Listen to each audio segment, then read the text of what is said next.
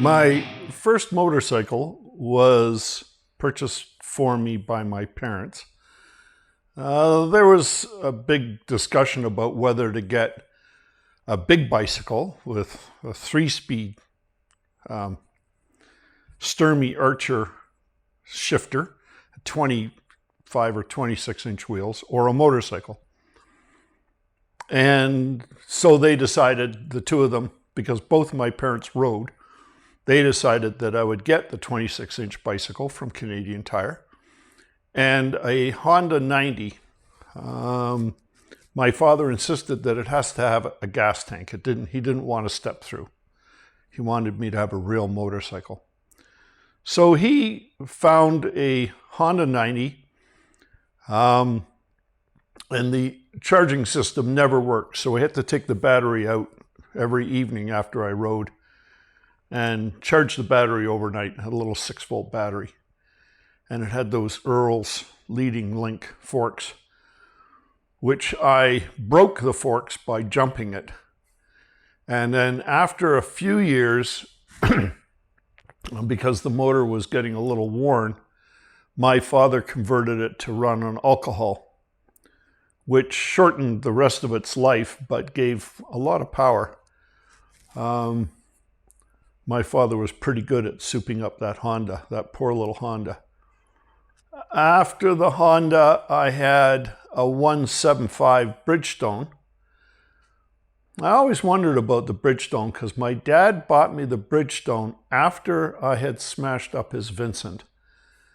And I wondered whether the Bridgestone was part of the punishment of smashing up his Vincent.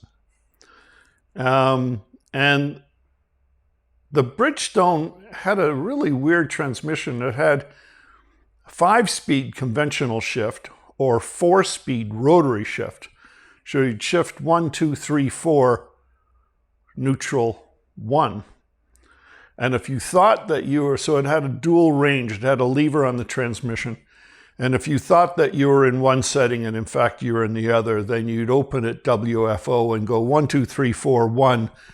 And then all hell would break loose. It was a pretty quick little bike when my father bought it for me. His way of thinking, a 175 2-stroke was what young women rode. And he took it up the road and promptly hit 90 miles an hour and came back and forbade me to ride it until my mother and he had chatted about it. And my mother prevailed, which says something about my mother. And I was allowed to ride the Bridgestone, which I rode all around town despite not having any insurance or license or anything. My parents turned a blind eye, and I rode that all around the town of Liverpool, Nova Scotia.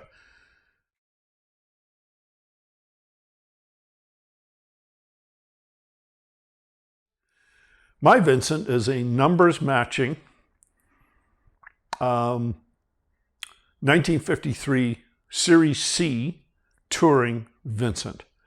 It is fully documented. It's never been smashed up badly. No frame parts have been replaced. It's got the original, the engine and the frame and the headlight and the gas tank and all of that are original to the bike. The major components are as they were when they left the factory in January of '53. My father got sick, and in the middle of a sort of a paint and plating restoration of the Vincent, he died. And he died leaving the Vincent in a number of small pieces and a few big pieces. So I spent 2 years negotiating with my mother after my father died because one of my kid sisters, both of my kid sisters coveted the Vincent. And so we reached an agreement between us, and I flew to Halifax and picked up a drive-away van. My sister actually went to PEI for me and picked up the van and left it at the Halifax airport. I landed in Halifax, picked up the van, drove it to Liverpool, and loaded the Vincent into the back of the van and drove back to Toronto. Well, which is all fine and good, but I live in a one-bedroom apartment downtown Toronto in, a reasonably trendy section, and I have no tools, and I have no clue how to put a Vincent back together. So a friend of mine, who is still a friend, I talked with him last night, Phil Mahood. Phil Mahood and the president of the then Toronto Vincent Owners Club section came over and looked at the bike and all the bits. It was stored temporarily in my boss's basement in Cabbagetown. And Phil looked at me and said, "You need to take your bike to Mike White." So I did. Now, Mike White, who's recently passed away about a year ago, he and I made a deal. And he asked me, well, do you want your Vincent Concours, or do you want it to be a runner, or what? So we reached a negotiation. And I traded him a spare Series C Vincent Black Shadow engine with 2 front heads.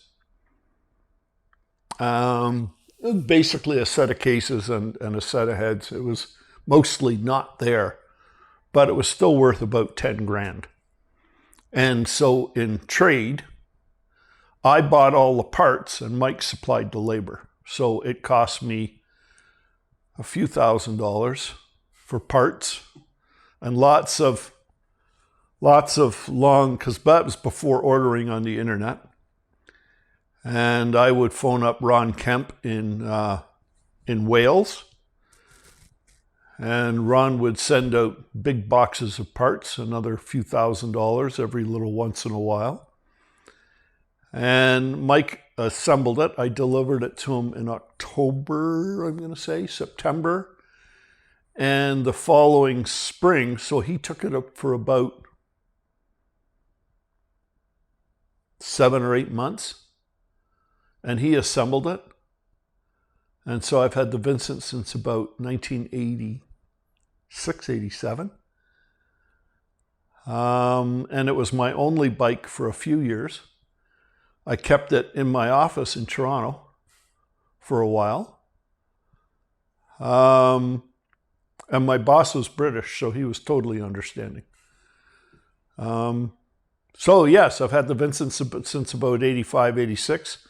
I've done most of the work myself. Certainly assembly, disassembly, I do myself. The heads are off it right now. The heads were sent. I had a problem. The bike wouldn't run, just would not run over about 85, 90 mile an hour, which is embarrassing. I just couldn't tolerate that. So the timing is right. Carburation, as I rebuilt the carbs, still wouldn't pull over 90 mile an hour. So I thought, well, they're the original valve springs. Maybe the valve springs are getting sloppy. So I pulled the heads and I sent the heads off to a friend of mine, another Vincent owner just outside of Vancouver. And he had the heads for 5 months or so. And, he'd pick away at them. And in the end, he found out that the uncompressed height of the valve springs was okay. No, it's the other way around. The strength of the valve springs was right, but the uncompressed height of the valve springs was short by a little bit. It's my theory that I was getting valve float at 90 mile an hour, which it's possible.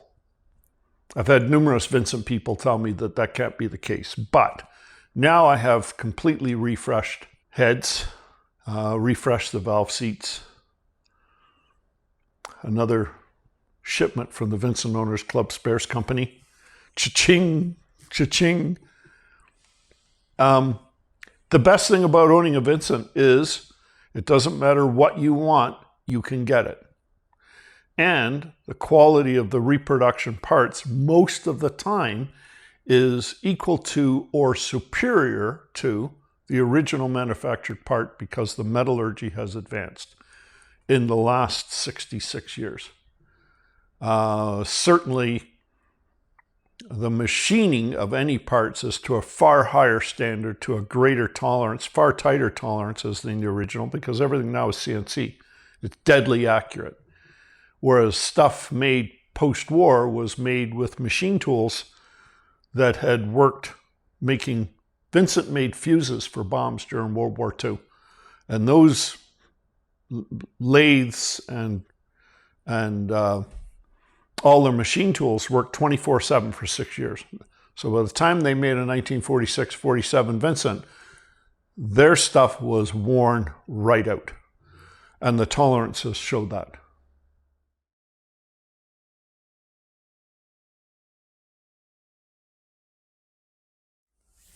When I ride the Vincent, I'll tell you about one time specifically when I was riding the Vincent. About a little over 30 years ago, just after I moved to Winnipeg. And a friend of mine and I had rode to Biggar. And he was on his 900 SS Ducati, which has got to be the worst bike for... He rode from Toronto to Biggar, and it damn near crippled him. So he's on his 900 SS Ducati, and I'm on the Vincent. And we're just kind of, you know, the Vincent is really best at around 60, 65 miles an hour. You just kind of thump along. And the vibration from the motor is not unpleasant in the slightest.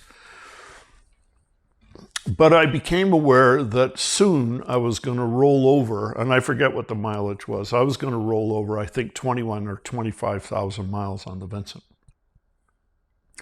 And as I saw the odometer roll towards it, I stopped.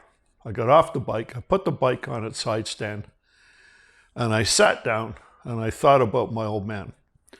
His love of motorcycles came when he raced. He raced at Brands Hatch after the war, when Brands Hatch was a grass track circuit, and my old man raced a Jap engine, a 350cc Jap engine in a Norton frame.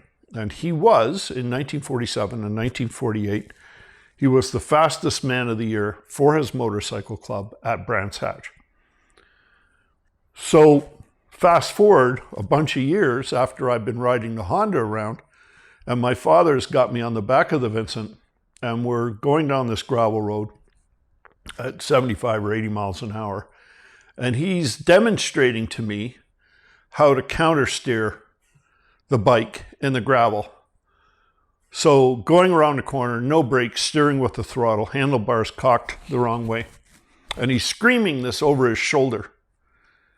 And of course I get back and I talk to my mother. Hey, guess what we did? Well, she wasn't impressed. So now all of those experiences, when I rolled the odometer over, you know, the experiences that I had riding on the pillion, the back of the Vincent, or my father would instruct me to wash the Vincent, which meant that after it was washed and polished, that we would go for a ride together. Those were wonderful memories. And so when I pulled over, I think somewhere near Brandon or Verdon or someplace, somewhere in Manitoba, and looked at the odometer, and I thought about my old man. And I thought, you know what, if you could see me now, because my father never rode from Winnipeg to Biggar or anything comparable in terms of distance over the course of a weekend like that. So I thought that he would, and I don't believe in God or heaven. I don't think he was looking down, but I do believe in karma. And I think that in some way he would have appreciated the thought that I was doing that with the Vincent.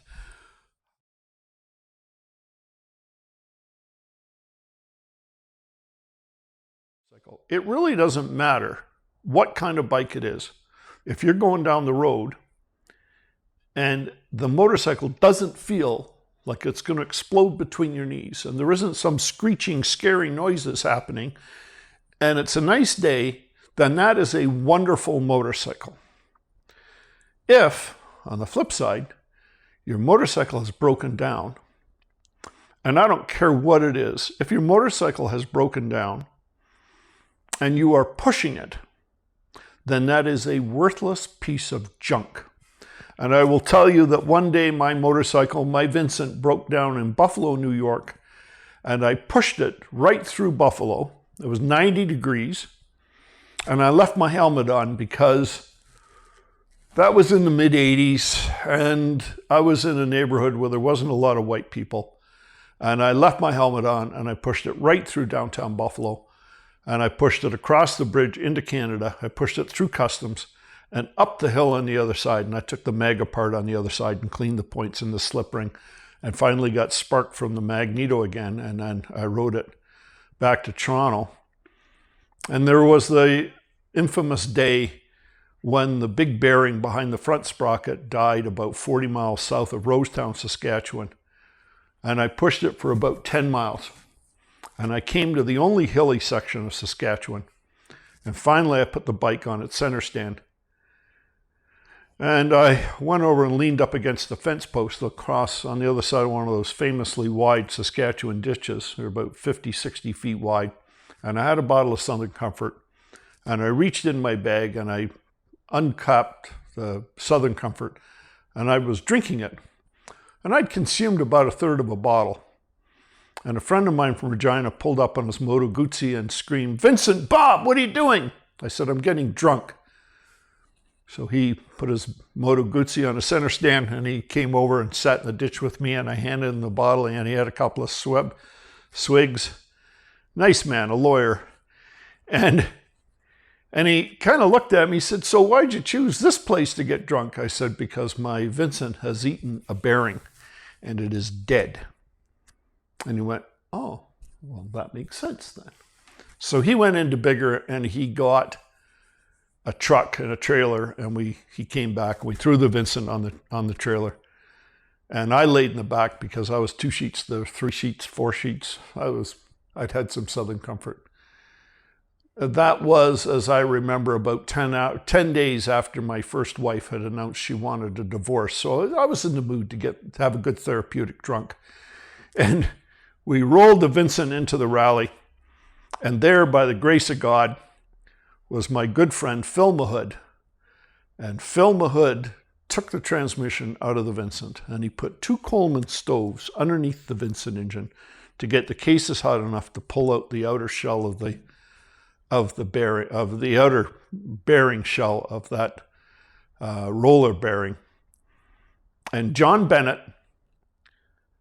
phoned all around trying to find a bearing because bearings have numbers and they're universal. And finally, Grant Weeks, another Vincent owner who has now unfortunately passed away, Grant Weeks drove 4 hours one way and walked up to me and put a bearing in my hand and said, "I understand you're looking for one of these." And my emotional state was such that I just held back the tears. I was so appreciative and so overwhelmed. And Phil Mahood put my motorcycle back together. And that bearing's still in my bike. So, I guess it's the same thing for Harley owners. It must be. It must be the same thing for Harley, Triumph, BSA, whatever. It's who you know and those relationships that make it possible.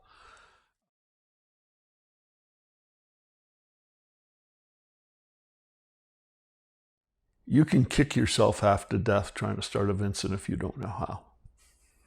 I would prefer that nobody knows. Let them find out. You want to steal my Vincent?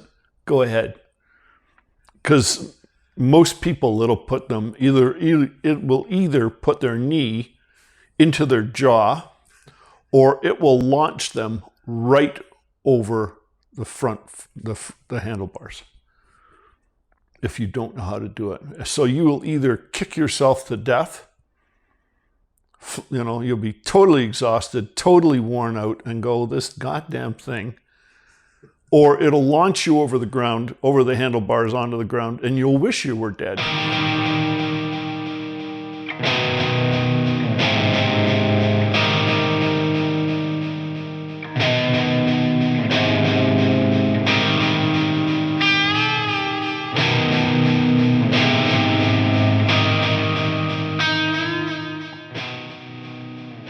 some cheeky bastard one day at a bike show north of Winnipeg asked me if I'd ever heard of Autosol aluminum polish. What's his name? Because he looked at my bike and the cases weren't polished. And his Triumph was beside my bike, and his Triumph won nicest British bike that year. And I thought, no, it's not, but it runs. And I keep it running. And Greg Berg's still my friend. I wasn't offended. But, you know, yes, you did. Have you ever heard of Autosol? And I thought, well, whatever, the crow.